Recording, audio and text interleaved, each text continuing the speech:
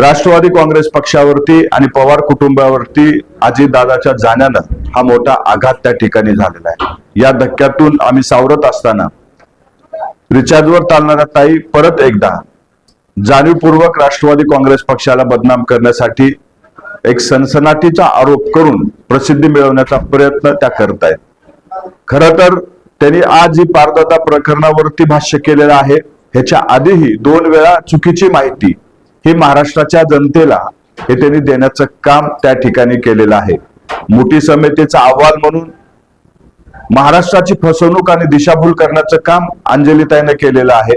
आज जो आरोप त्यांनी केलेला आहे या आरोपातून त्यांची सी ग्रेड मानसिकता या ठिकाणी दिसून येते।